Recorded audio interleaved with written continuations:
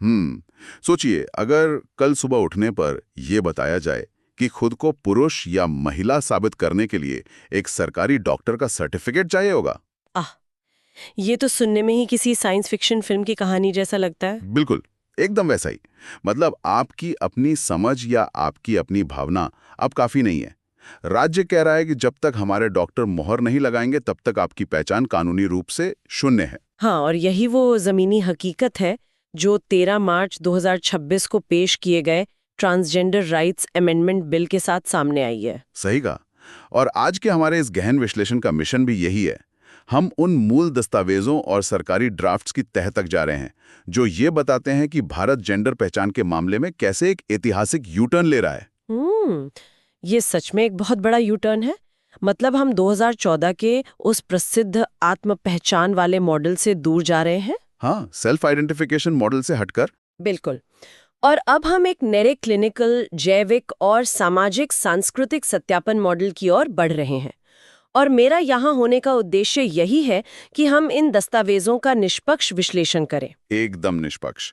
सुनने वालों को मैं साफ कर दूं कि हम यहाँ किसी राजनीतिक या वैचारिक पक्ष का समर्थन नहीं कर रहे हैं। हम सिर्फ कागजों पर जो लिखा है उसे समझने की कोशिश कर रहे हैं। हाँ, बिना किसी राजनीतिक शोर शराबे के। तो चलिए इसकी परतों को खोलते हैं। ये कुछ वैसा ही है जैसे रातों रात देश की करेंसी बदल दी जाए। अच्छा, ये तुलना दिलचस्प है ना? हम्म। पहले जो अपनी अनुभूति नाम की करेंसी चलती थी उसे अमान्य कर दिया गया है और अब सिर्फ मेडिकल सर्टिफिकेट नाम की नई करेंसी ही चलेगी। अगर हम इसे व्यापक संदर्भ से जोड़कर देखें तो यह केवल एक कानूनी संशोधन नहीं है। तो और क्या है ये? यह असल में पहचान क्या होती है, उसकी पूरी दार्शनिक और कानूनी परिभाषा का पुनरावलोकन है। बाप रे, मतलब बुनियाद ही बदल रही है।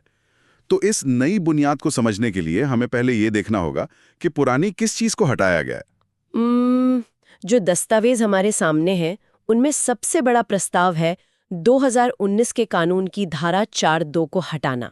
हाँ, धारा 4(2), जिसने भारत में एक बहुत ही प्रगतिशील विचार को मान्यता दी थी। बिल्कुल। हर ट्रांसजेंडर व्यक्ति को अपनी स्वयं अनुभूत जेंडर पहचान का कानूनी अधिकार था। मतलब जो वो अंदर से महसूस करता है वही उसकी सच्चाई थी। आसान शब्दों में कहें तो व्यक्ति की अपनी भावना ही उसकी सच्चाई थी। हाँ, लेकिन अब ये सब बदल रहा है। ये बदलाव 2014 के ऐतिहासिक नालसा जजमेंट की मूल भावना से एक बहुत बड़ा वैचारिक प्रस्थान है। वैचारिक प्रस्थान मतलब नालसा जजमेंट ने मनोवैज्ञानिक पहचान को जैविक पहचान से ऊपर रखा था ना? एकदम सही। अदालत का मानना था कि जेंडर दिमाग और भावना का विषय है, सिर्फ शरीर की बनावट का नहीं। लेकिन 2026 के इस नए प्रस्ताव में तो सब उलट गया है। हाँ, अब पहचान कोई व्यक्तिगत अनुभूति का मामला नहीं रही। इसे अब एक मेडिकल बोर्ड द्वारा सत्यापित किया जाना चाहिए। एक मेडिकल बोर्ड जिसका नेतृत्व जिले के मुख्य चिकित्सा अधिकारी यानी सीएमओ करेंगे। बिल्कुल। राज्य अब यह कह रहा है कि व्यक्तिपरक भावनाएं नीतियां बनाने के लिए बहुत अस्पष्ट है। उन्हें वस्तुनिष्ठ और वैज्ञानिक प्रमाण चाहिए। ये तो यार वैसे ही हुआ कि किसी को अपनी आंखों का रंग साबित करने के लिए डॉक्टर के प्रमाण पत्र की आवश्यकता हो। हाँ, ये उदाहरण काफी सटीक बैठता है। मतलब पहले वो खुद बता सकते थे कि उनकी आंखें भूरी हैं या काली हैं। अब ये व्यक्तिगत अनुभूति से हटकर एक सरकारी मेडिकल मुहर पर जाने का बदलाव है। और इसका असर लोगों की वास्तविकता पर बहुत गहरा होगा। लेकिन एक सेकंड, सरकार का तर्क क्या है इसके पीछे? वे इस आत्म पहचान वाले मॉडल को क्यों खत्म करना चाहते हैं? सरकार के अपने स्पष्ट तर्क हैं जो इन ड्राफ्ट्स में बहुत विस्तार से दिए गए हैं। अच्छा, क्या कहते हैं ड्राफ्ट्स? उनके अनुसार 2019 की जो सेल्फ आइडेंटिफिकेशन वाली परिभाषा थी वो जमीनी स्तर पर अव्यावहारिक साबित हो रही थी। अव्यावहारिक और अस्पष्ट। हाँ, उनका नजरिया यह है कि सरकारी लाभ या आरक्षण केवल उन लोगों तक पहुंचने चाहिए जो जैविक कारणों से समाज से ऐतिहासिक रूप से बहिष्कृत रहे हैं। तो मतलब सरकार ये साबित कर रही है कि कानूनी पहचान और उससे जुड़े लाभ सिर्फ व्यक्तिगत पसंद पर आधारित नहीं हो सकते। एकदम सही। वे एक स्पष्ट सीमा रेखा खींचना चाहते हैं कि राज्य के संसाधन किसे मिलने चाहिए। इसका सीधा मतलब है कि इन्होंने इस छाते को बहुत छोटा कर दिया है। बहुत ज्यादा छोटा। ड्राफ्ट्स में ये बहुत स्पष्ट रूप से रेखांकित किया गया है कि जेंडर फ्लूइड और जो लोग केवल स्वयं अनुभूत पहचान रखते हैं उन्हें पूरी तरह बाहर कर दिया गया है। बाप रे, तो फिर इसमें शामिल कौन है? इसमें अब केवल कुछ विशिष्ट सामाजिक सांस्कृतिक समूह शामिल है, जैसे कि हिजड़ा, किन्नर, अरावनी या जोगता। अच्छा, और जैविक मापदंड हो? वे लोग जिनमें जन्मजात क्रोमोसोमल विविधताएं हैं या जो लोग जबरन अंग भंग के शिकार हुए हैं। और एक बात जो दस्तावेज में बहुत जोर देकर कही गई है वो ये कि अलग यौन रुझान या सेक्सुअल ओरिएंटेशन वाले लोग इस परिभाषा में बिल्कुल नहीं आते। बिल्कुल नहीं, ये दायरा जानबूझकर इतना विशिष्ट बनाया गया है। मतलब राज्य यहाँ जेंडर को समाजशास्त्र और जीव विज्ञान के एक बहुत ही संकीर्ण लेंस से देख रहा है। हाँ, और जो लोग पूरी तरह से इन स्थापित जैविक विसंगतियों या पारंपरिक श्रेणियों में फिट नहीं होते, उनके लिए मुश्किल होगी। मतलब इस नए कानूनी ढांचे में अपना वजूद साबित करना उनके लिए लगभग असंभव हो जाएगा। सही कहा आपने। यहाँ आकर बात सच में बहुत दिलचस्प हो जाती है, क्योंकि अगर पहचान साबित करने के लिए एक मेडिकल मुहर की आवश्यकता है तो कोई व्यक्ति वो मुहर हासिल कैसे करेगा? हाँ, ये पूरी एक नई प्रक्रिया है। इस संस्थागत ढांचे को समझना बहुत जरूरी है जो ये बिल बनाता है। तो मतलब अब ट्रांसजेंडर सर्टिफिकेट सीधे तौर पे नहीं मिलेगा? बिल्कुल नहीं। ये केवल तभी जारी किया जाएगा जब जिला मजिस्ट्रेट यानी डीएम को उस नए मेडिकल बोर्ड की आधिकारिक सिफारिश प्राप्त होगी। हाँ, तो एक व्यक्ति को पहले मेडिकल बोर्ड के सामने पेश होना होगा। हाँ, उनकी जांच और सवालों से गुजरना होगा और फिर वो बोर्ड डीएम को अपनी रिपोर्ट सौंपेगा।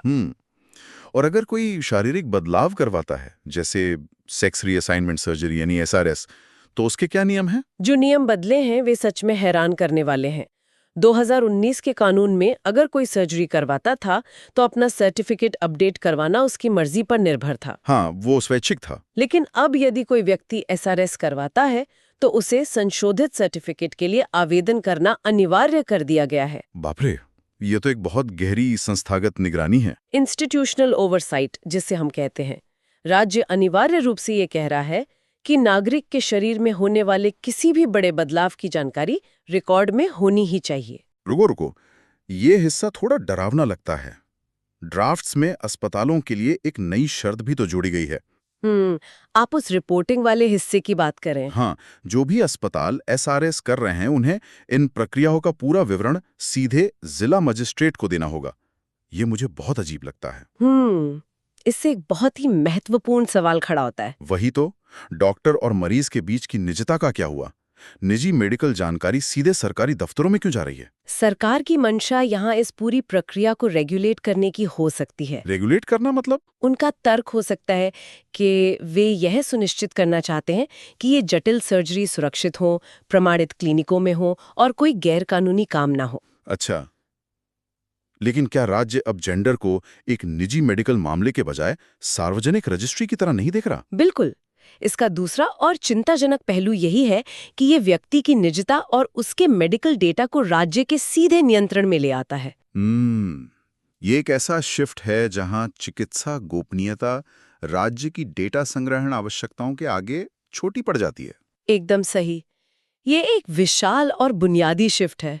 लेकिन ऐसा नहीं है कि ये बिल सिर्फ कागजी कार्रवाई और मेडिकल बोर्ड तक ही सीमित है। नहीं, इसमें और भी बहुत कुछ है। हाँ, इस नई सीमा रेखा को लागू करने और शोषण से बचाने के लिए बिल में बेहद कड़े दंड भी जोड़े गए हैं। इन दंडात्मक प्रावधानों की कठोरता वास्तव में ध्यान देने योग्य है। क्या सजा तय की गई है इसमें? यदि कोई वयस्कों को जबरन ट्रांसजेंडर पहचान देता है, मतलब अपहरण करके या हिंसा के जरिए जबरन सर्जरी या अंग भंग करता है, तो 10 साल से लेकर उम्र कैद तक की सजा है। उम्र कैद तक? बाप रे। हाँ। और अगर यही क्रूरता किसी बच्चे के साथ की जाती है तो? सजा और भी सख्त है, आजीवन कठोर कारावास। इसके अलावा भीख मांगने या बंधुआ मजदूरी के लिए किसी को ट्रांसजेंडर के रूप में पेश करने पर भी भारी सजा का प्रावधान है। हाँ, 5 से 10 साल की कैद। और अगर पीड़ित बच्चा है तो ये सजा 10 से 14 साल तक हो सकती है। इन प्रावधानों को समझने के लिए हमें उस ऐतिहासिक शोषण को देखना होगा जो कुछ समुदायों के भीतर एक सच्चाई रही है। मतलब जो जबरन अंगभंग करके लोगों को भिक्षावृत्ति में धकेलने के संगठित गिरोह काम करते हैं। बिल्कुल। राज्य यहाँ अपनी पूरी दंडात्मक शक्ति के साथ हस्तक्षेप कर रहा है।